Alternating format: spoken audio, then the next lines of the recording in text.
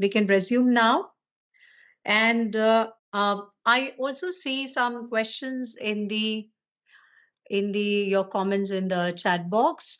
Do you want me to start with that first, and then I come back to you with the prompts? I hope you have seen the prompts here. Did I share the prompts? Yes, I did.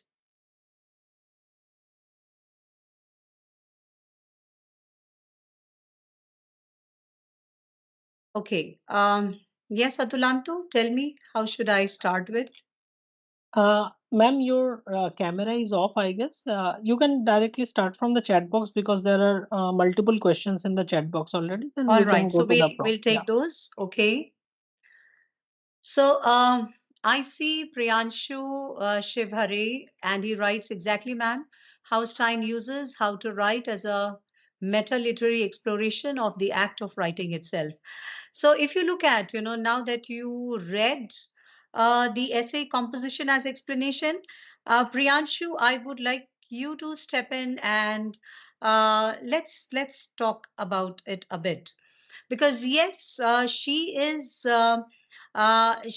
actually focusing on the self-referentiality, and her text is highly experimental as we see it. She focuses on language as material, and she treats the words as objects, focuses on its rhythms, repetition, sounds, and rather than focusing on the conventional meaning of words. Yes, Priyanshu.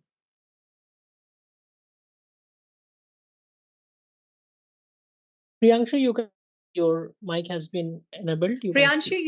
you read the essay Composition as Explanation.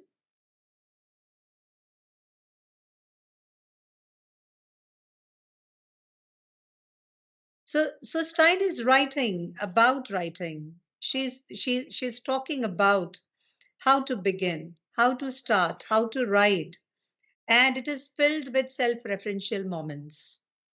She reflects on what writing is, how it should be approached, how one should begin with it. So it's highly recursive, and it reinforces the idea that writing is not a set of rules to follow.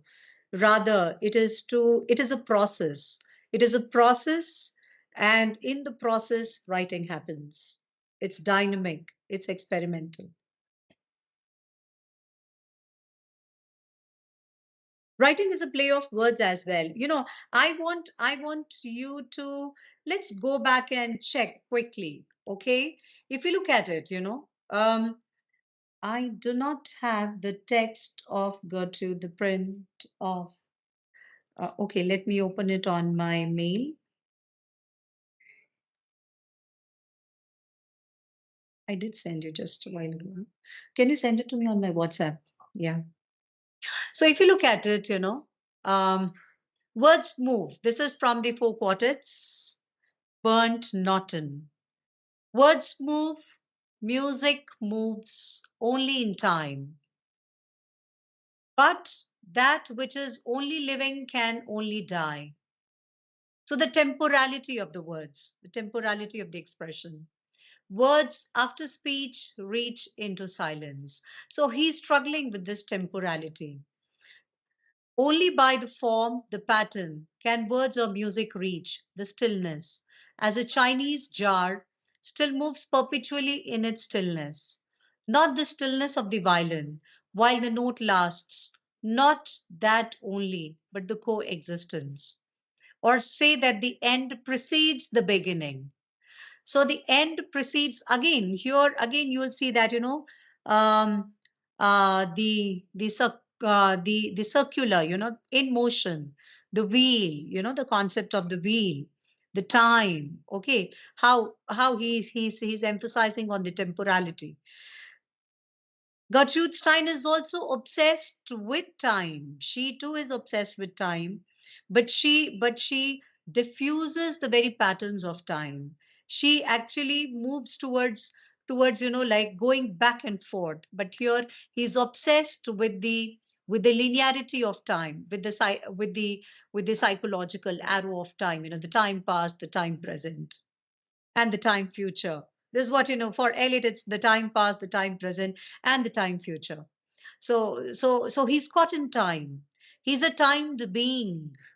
But Gertrude Stein enjoys the process.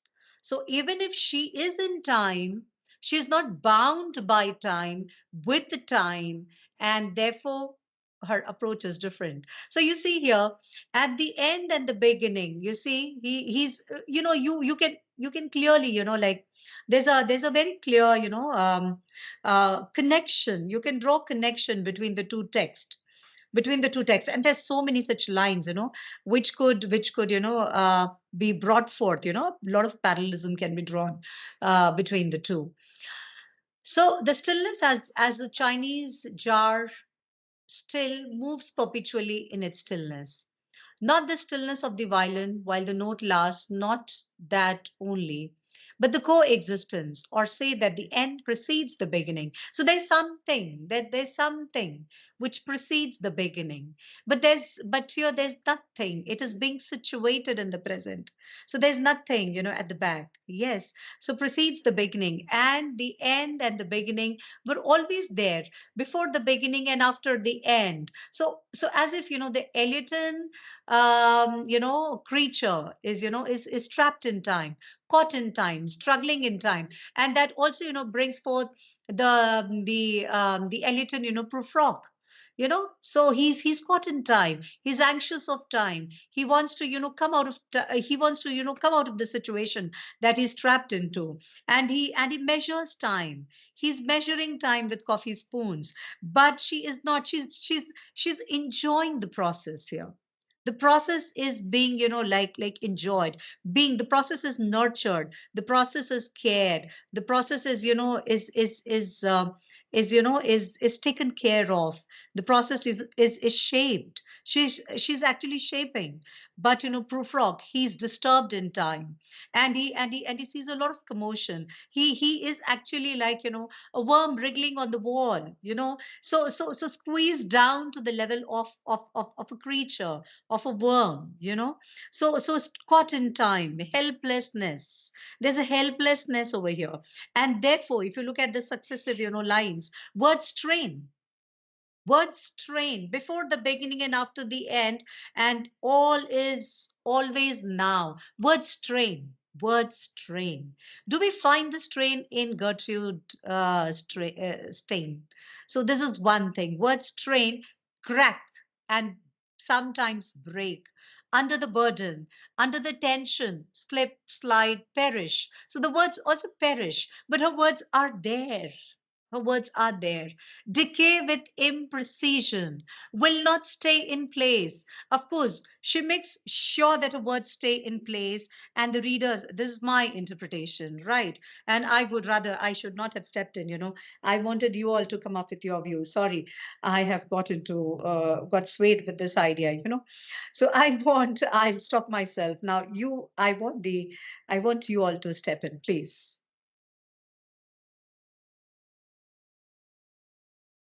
And you see here, here in the beginning, time present and time past are perhaps present in time future, and time future contained in time past. So he's also talking about the wheel, the very process of time. Okay. And if all time is eternally present, all time, and if all time is eternally present, all time is unredeemable. So I want you to look at these two compositions, this composition and the composition as explanation, and look at these two texts, try putting it together, and see, and try making your own meanings out of it. Because a text is not hooked to a meaning. The meaning, the meaning builds, diffuses, melts, breaks, again, subsumes to the surface and conjures up. So the meaning, so the meaning is always in the making, in the process. And that's what, Stein talks about.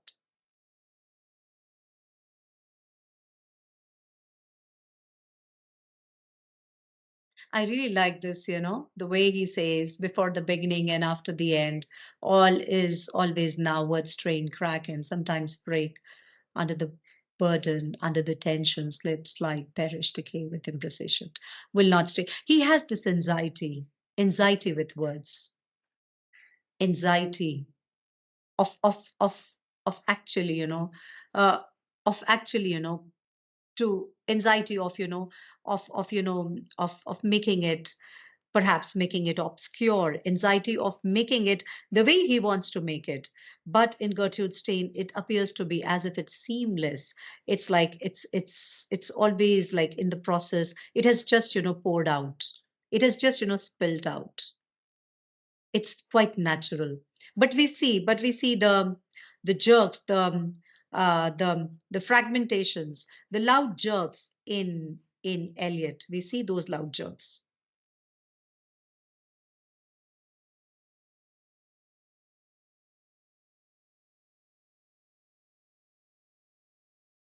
the loud disruptions are there.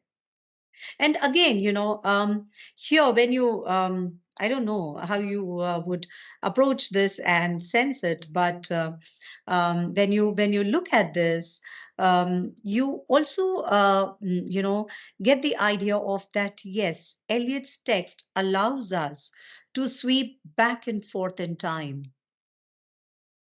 It's like, the with the aid of illusions, with the other things, the mythological illusions that he brings in, the way he tries to make his text obscure, waiting, pausing, beginning, okay, and then again, going back and forth in time. So there is a possibility, and then there's an expansion, a very big, play.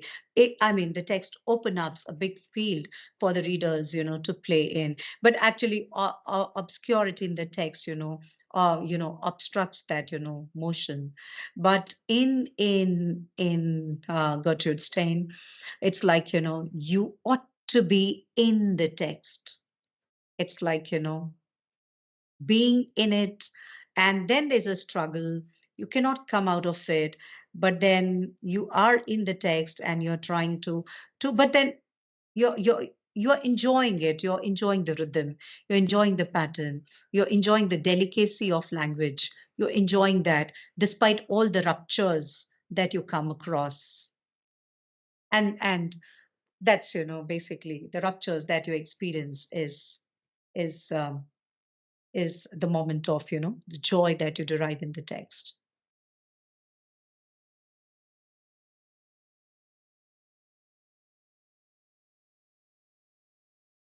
So I want you to actually look at this and also try looking at, Gertrude Stein's composition as explanation from the point of the women writers from the global north and the global south. So how can this text be related to the women writers from the global south? Particularly, can this be applied to Dalit women writers?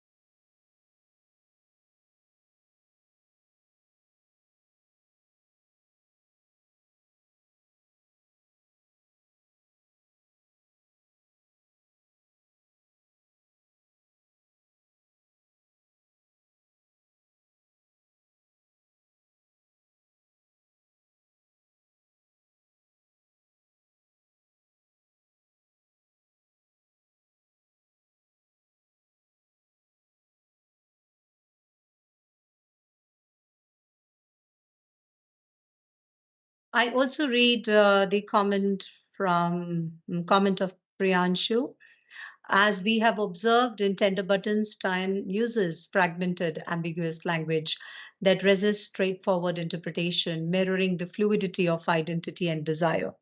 Can we say that Stein's experimental style reflect queer existence, which often defies fixed definitions? So yes, if you relate it, if you just go back to Butler and look into, if identities could be neatly, put into certain, compartments, and if how the materiality of the body and how the gender is contained onto it, so and how these fixed definition putting the subjects into neat frames is simply impossible.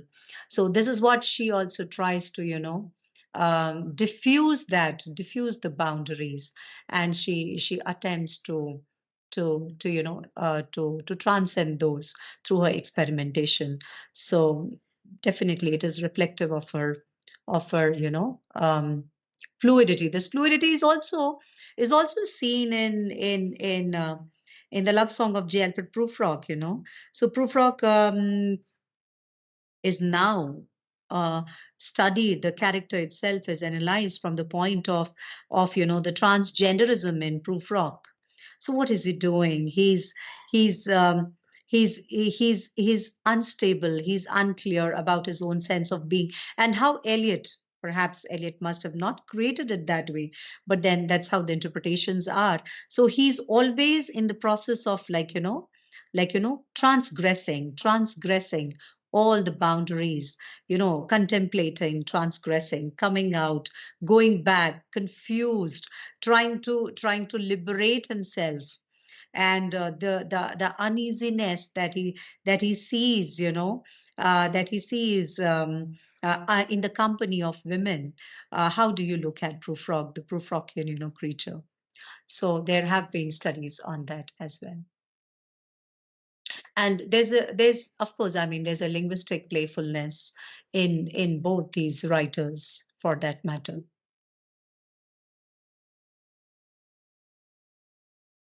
Rashmita says, if read in a rhythm, it could sound like a rap. Yes, you keep enjoying, you keep reading this. I have read it so many times and I really enjoy. And the best way to enjoy reading is to read it aloud, to read to yourself. And then you get into the melody, you get into the rhythm of the text. And once you get into the rhythm, it's on and on and on and on. Okay, so it's beautiful. It's just beautiful. And perhaps mm, you find this kind of an appeal in while reading some portions, some sections of the Wasteland as well. So the typist episode. So in the perhaps that's in the game of chess also, the typist episode. Yeah. So that's again a joy to read. And of course, Prufrock, let us go then, you and I, when the evening is spread against the sky like a patient thrice upon the table. So it's beautiful. So once you start reading it aloud and to yourself, just reading is actually a luxury. So you take your book, sit in the in your own space, your room of your own space, your own corner, and enjoy. So yes, it can. It can. It has beautiful rhythm and it can sound like a rap. You can try it out. Priyanshu further talks about the queer literature disrupts dominant narratives, just as queer identity disrupts rigid social roles. That's true. We see fragmentation, of course, absolutely, very true. Fluidity in Virginia Woolf, and the emotional defiance in Plath. They use literary experimentation to carve out a space for the non-normative experiences. So it can be said that breaking the literary rules in this sense an inherently queer act one that questions authority, resists categorization, and redefines storytelling on its own terms. That's how, the queer writings, if you approach the queer writings, that's how it is. And I should tell you that, I did a project with the National Human Rights Commission on transgender inclusivity in India, a reality check. So my research is more like oriented in the creative outpourings, focuses on the creative outpourings, the creative literary texts, as well as the theories. And then I also step into the field to examine the experiences of these lived subjects. So be it women in mining or be it the TGs in the field. Mm. So yes, very true, very true. So when you really understand, when you really when you have if you have read the trans writings, literary writings, and the critical theories on trans subjects, and when you interact with the community members, then you can easily connect the dots, and you can really understand in a better way how it it is actually how it translates. So nice.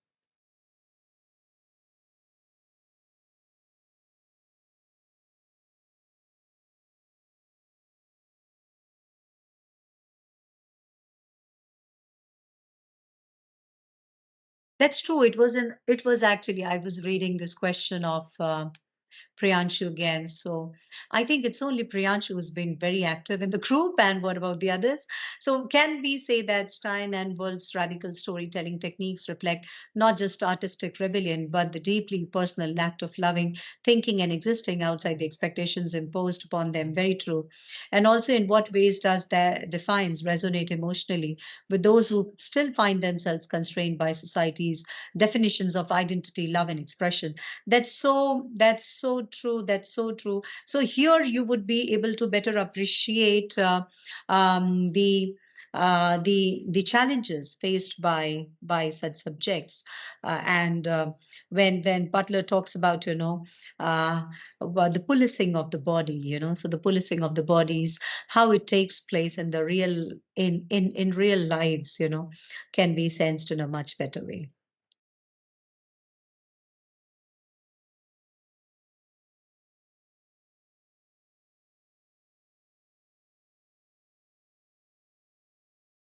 So if there are no questions, should we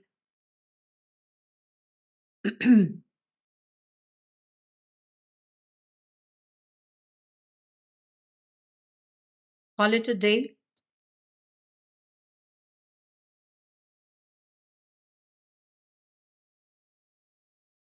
I actually, even if you have not read it now and you require more time to read it, I would say these two, tutorials would be shared with you. The composition essay by Gertrude Stein, and also the prompts that I have given you. But I would like I would like to hear your reflections on how do you connect Stein's composition, and particularly the lines where she's talking about to begin again and again, where she's talking about this, the process of writing, where she's more oriented towards why this writing is important, how this writing can why this writing is important is the first question. Why to write, and then how to begin, and what kind of what will be the outcome of this kind of a writing. So what will be the outcome of this kind of a writing, so from the readerly perspective, from the literary historians perspective, we as literary historians, we need to actually have such writings more and more, so that we can appreciate the plurality in the society, we can appreciate the differences in the society, and work towards a more a more work towards more solidarities.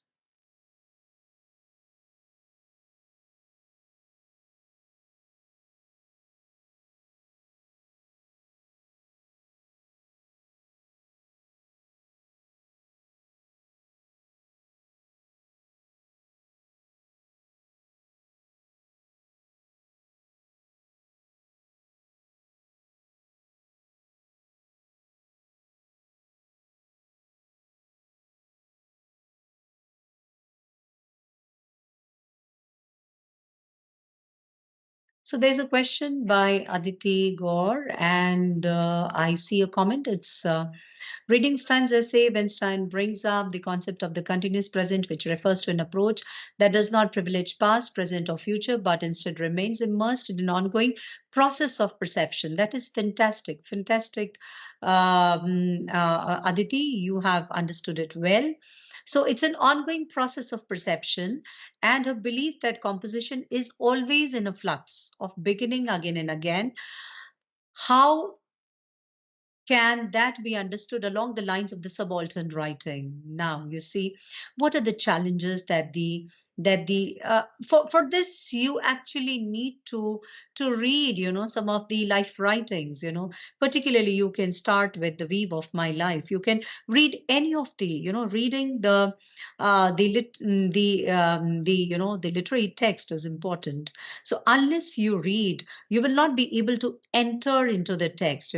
So the writings of these writers, allows you to enter into the text, and also, opens up, before you, the challenges, the flux that they come, that conjures up in the process of that, of that writing. So it's very true. So there's a flux. If you look at the the life writings, the testimonials, they are, can we just pick this call? So they are the testimonials. Testimonials, a collective, like a collective, a collective knowledge of the community. So it's like, the experiences of the one gets hooked onto the experiences of the many, and through the one, there's so many, other lives, and the experiences get, narrated. So every one turns out to be an important, body in the process of sharing that experience. So writing itself is an assertion. So writing itself is an assertion, and writing writing, and when it is written, that process itself is a liberatory, process. It's a writing itself is actually an emancipatory project.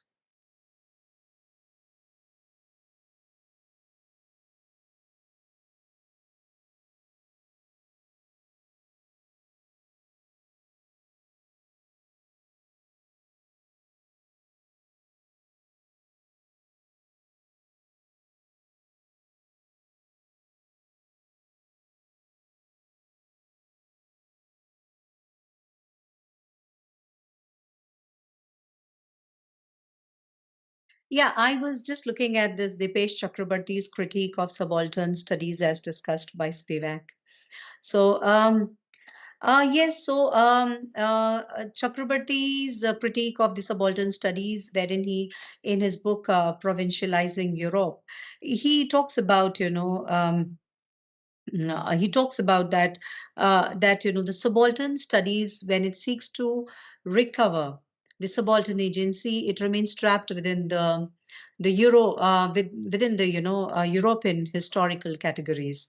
So historical thought is not set free from the Eurocentric categories or the discourses. It is deeply shaped by it, and it is actually, and that shaping actually makes it difficult for one to write outside of the European epistemological frameworks. So this is one, and again, but here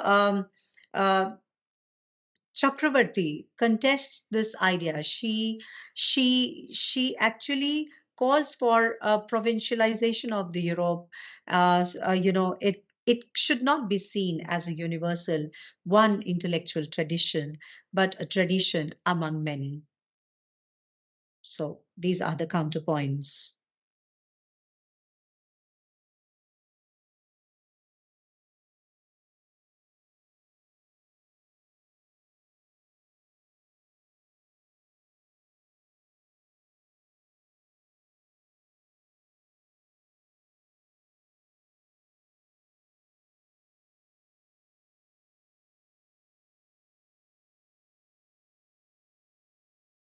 I wanted someone to actually step in and just try in doing a last, summation from your end, wherein you look at the words crack, bend, and break, and how do you look at the words dancing in Gertrude's time. So I want somebody to comment and the play of words and the play of words and how these words, create a pattern and a kind of, build up a knowledge, particularly, create formulate the same set of words, how words, with their fixed meaning, fluid meanings, how they they slip slide and create, newer patterns in newer locations, in newer contexts.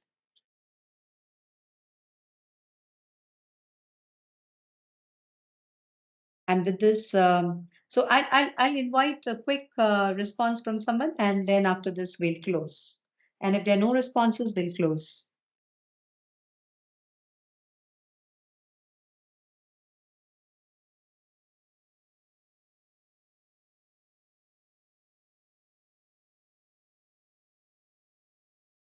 So I see a hand risen. Yes.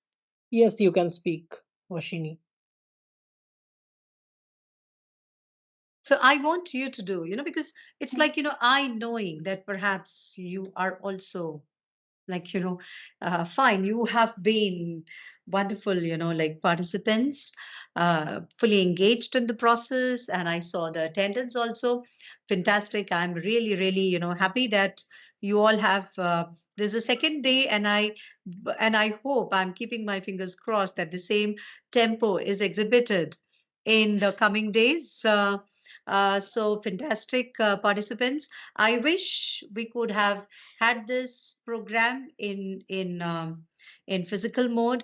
We could have got more time. We would have invited you to our campus with a wonderful, given you good hospitality and more time to walk and talk on the campus. So this walking and talking, is so important. So how do you take a walk and then, like it's like mm, talking in the evening, discussing and contemplating on the ideas, the sessions that we attended. Yes, quick and Yes. Good evening, ma'am. First of all, it was yes. amazing hearing you talk. I am a student of sociology. I don't have a previous exposure to literature so much per se, but I am very much interested and I'm exploring, and that's the reason I'm attending the lectures. So I don't think I'll be able to summarize it to a very well extent, but uh, rather than summary, I just wanted to share a small thought that I connected with Stein's content that you spoke in the second lecture. Ma'am, I have a 14-year-old sister, and me myself, when I write essays, I just can't stop reflecting how we both are very concentrate on the grammatical errors and whatnot all. Even when the essay feels very authentic to us, when the content that we wrote is very relevant and whatever changes that we do fits it perfectly, but the nudge to go to an AI and find if my content is grammatically correct, and when it flags something flaw and it rewrites what I've written in the appropriate way that AI finds, not necessarily human, of course, for obvious reasons, but the perfectness that AI brings in again reiterates the what do I say, the structural construct that the language plays, especially when something gender, or when I try to write about my life, which is not very conforming with the binary, and when it flags the aspects as something which is grammatically wrong, or how do I put it, something's flawed, and the AI tries to correct it. That But why aspect do I you was have to go to the AI? Why do you have to go? You know, AI, we are the Gen Z, and we are like technology, more technology stepping in with a lot of advancements. Now it's AI will have something else in future in its place, or maybe something more advanced, steps in. But roll back in time, roll back in time, and the kind of perfection that you see, I can, because I have read the works of Eliot closely.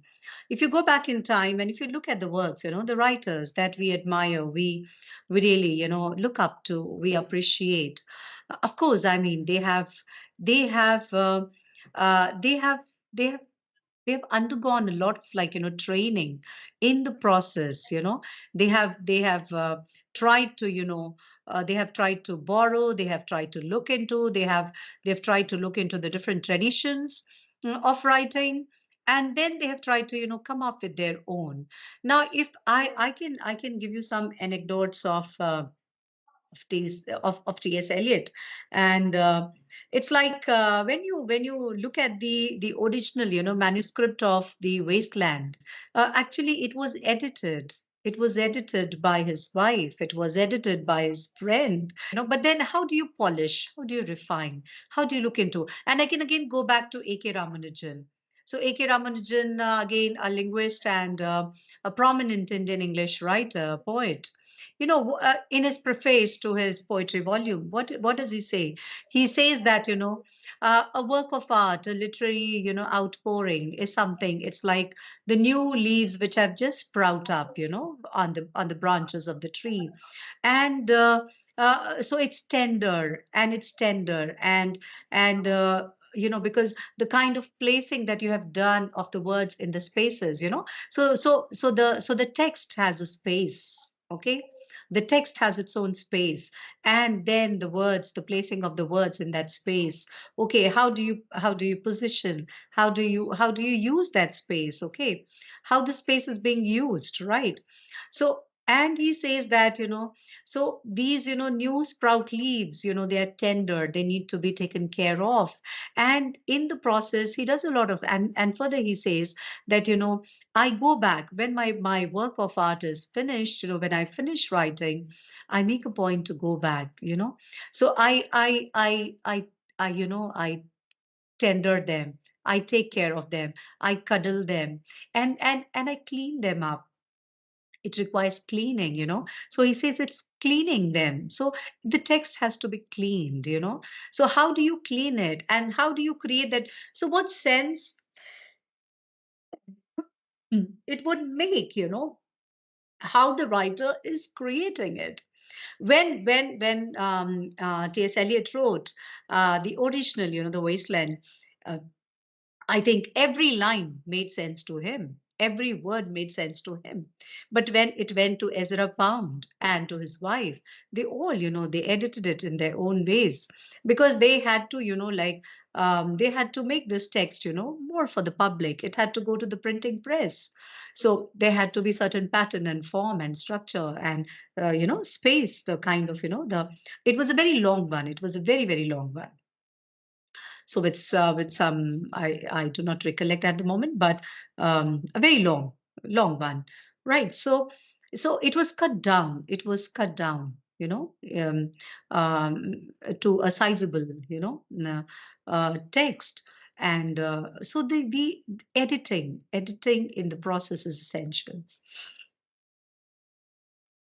And Exactly, all ma'am. writers do that. All writers do that. So there's nothing new. And we all, Yes. so we all have to take care of what we. So it's like, it's like your again, we talked about, that when you create a text, you're writing the body. Okay, and particularly when it comes to the women, and when you're creating the text, the white ink metaphor comes in, the care and the nurturance that you give to the text. Right. Understandably, ma'am. I'm just starting, and I just thought I'll share this as like the Fantastic, time frame. fantastic. Thank you. Very Thank you so nice. much, ma'am. Thank you. Thank you so much.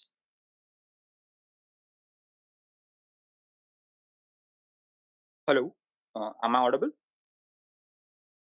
Hello. Yes, you're audible, Pranav. Yeah. Yeah. Actually, I got a comment that I'm allowed to speak about this. Yeah, Can I speak? yeah. Yeah. In a way, I'm about to recollect while looking at this particular essay and his way of composition and what she's trying to suggest about the Edmund Husserl's view about how perception works and the Wittgenstein's idea about perception, how he suggests that perception is always mediated by the social constructs and a desire to always find a meaning in something. But on the other hand, I also find something that is much more relatable in a contrasting way with the Wolfius and Speer hypothesis, which argues the limits of one's work. Mind is limited to what he or she can see. The horizons of the limits are dependent upon the language, a linguistic construct of the world in another way. So how we are continually making a meaning, but the way we make a meaning, the process of perception itself, maybe it's not what we think it is. It is not something divine or something of a great source. It is something which is synthetic in construct, human, anthropogenic in construction, rather than being something very natural.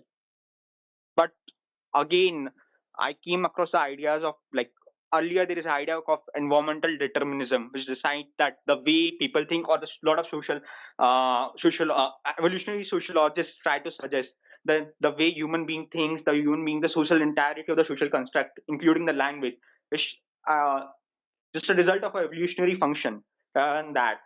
So I'm a bit confused about the way she's saying. Maybe the argument she's trying to make is truly right, but there Yes. are a lot of certain things that I am skeptical about.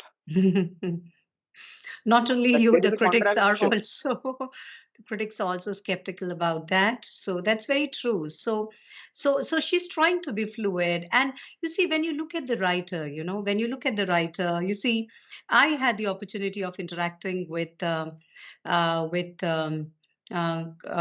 Christopher Ricks. Christopher Ricks is a Sir Christopher Ricks, who is a scholar on the Tennysonian studies, and his interpretation of, and I also interacted with some who has particularly Nancy Hargrove. She's working on T.S. Eliot. So, and now you see Eliot is his writings have been now looked into from the point of gendered. We, of course, the gendered subjects were there in his writing, but it's like the gender expansive groups as well from the point of transgenderism. But when you go back to the writer, how does the writer, look at it? And perhaps the writer may, because for style, it's a process, and in the process, it just happens. And it just happens. And it's now up to us. So the text is already there in front of us. The words are dancing, the words are playing, the words are in front of us. Now, how do we approach the text and find with our own, sense, with our own, sense of perception, how do we approach the text, so it's the text is open, and therefore text has, you see, great writings, great writings, you see, when you look at, why Shakespeare is still read today, what was there in Shakespeare, text should not get bound to the temporality, if it's bound in time, and if it really gets, tightly knit in time, the text dies. So you have to, and again, even if the text is there, how does the author approach and makes the text alive? So it's a complex process. Yeah. So that's how the meaning has to, Uh, if at all, Hello, meaning. this is Pranav. I have one thing to say. Hello. Yes, yes, yes. Please carry Yeah, on. and there is a philosopher called John Kahn. He his argument is that science is also something similar to humanities or the social science or the philosophy, because it is also just a function of what you say, that perception, the values of one society, the cultural norms and the practices that we adhere to. In philosophy of Mm, science, there is a really great argument about this thing, that science is not about something very much of our ultimate truth, but it is more about the construct that How? we have. Absolutely, It's the result of it. absolutely. So the meaning making processes, happens through the larger perceptions, how the society looks at it.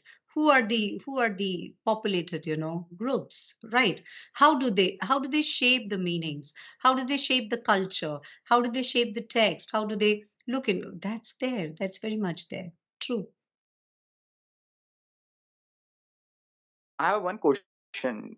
Just if you want to answer it, it's okay. If you don't, what do you think? Then, what is the nature of perception in your view?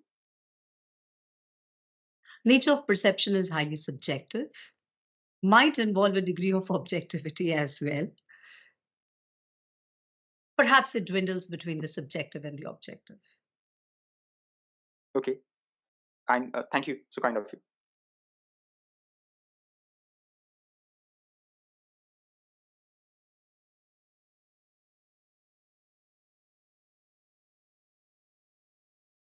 Thank you. Thank you, Pranav. Thank you for your very interesting question. Thank you so much. I'm happy to see that you all are really engaged with the text, and I would like to just talk about the tomorrow's sessions. Tomorrow, perhaps, yes. So we have Mina's session tomorrow, right? And Mina would like to have us formulate groups.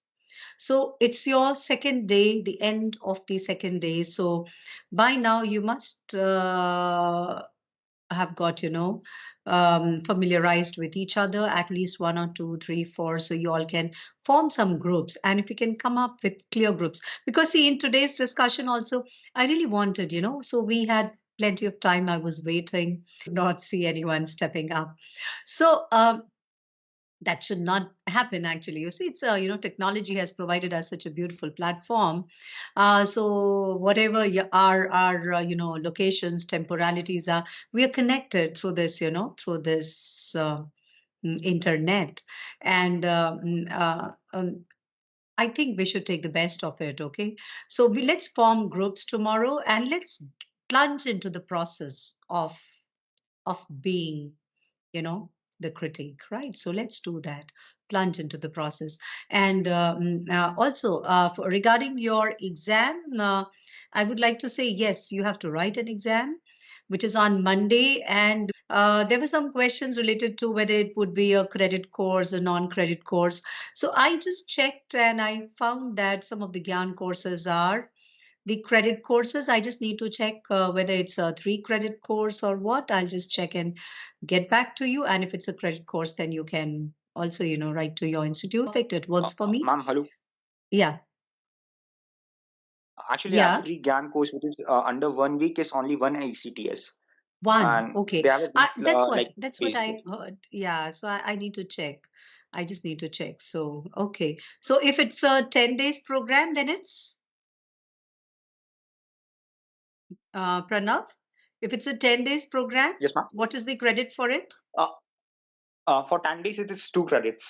It's 2 credits. Otherwise, it's one. So you need to write your exam on the final day, and on the basis of that, because we have to send out these reports, to the Gyan National Coordinator, So we'll write the exam, and those things will also get recorded. So we are going to have the question paper in the form of a Google form, and it'll be shared with you all. And the time will also be, specified to you well in advance. I think you have the schedule with you, right? Yes. Pranav, where are you from? Which institute? Right now, I'm enrolled in the Masters in Defense Security Studies in Central University of Gujarat. You're from Gujarat. Okay, Central University of Gujarat. That's in Baroda, right? Yeah. Oh, yeah. I've been to your institute once, way back. Oh, Nice. thank you. So thank you. Thank you so much. So Atulanto, what do you say? Ma'am, one more thing I would like to highlight. Yes, Pranav. Hello. Ma'am, actually nobody can get their credit if you are like you have the institute is supposed to tag there is a ABC ID, so you have to fill that ABC ID on the GAN portal. Then only somebody can take that credit. Like the credit doesn't got credited to the university; it No, gets credited to ABCD time. Like no, I didn't get you. Say it again. like Say it again, Pranav. I'm saying, ma'am, that if somebody needs to get it credited, like that, if somebody wants to acquire that one credit, Mm-hmm. he cannot acquire, she cannot acquire the credit directly. Okay. The institute, like the institute True. holding the GIAN post, that Mm. institute needs to require that first take that ABC ID from each individual and then True. update it on the GIAN portal. Then from the GIAN Absolutely. portal, the post Absolutely. ECT is Yes. got Yes. credited You to need to ABC ID. intimate. Your institute has to, like take it, and thereafter, Yeah. the credit transfer possibilities will happen. That's true. Very true. Thank you. Thank you for that, because the other participants were having this question and we were getting constant, messages for this. So I think everybody's informed now. Thank you, Pranav. It's okay, ma'am. So, ma'am, before closing, there are two comments, not questions. I'm just reading out the comments. Uh, these are not questions, just comments on your lecture. Amrita Mitro, she says, I think Sten's essay refers to the poignant idea of beauty in the classic after it has been accepted as a classic. It kind of referring to the idea of aesthetics that we as readers need to understand and appreciate and get used to something we have not experienced before as consumers of the text. I find this part of this essay interesting and thank you, ma'am, for discussing it. And also, Khushbu Gautam, she comments Stein emphasizes the word difference or different and discusses a pattern in every person's writing, what that reflects their desires and thoughts and becomes a part of their identity. She also reflects on the categories in which different works have been categorized, but the question is who combines them in a category and for what reason or purpose. Right.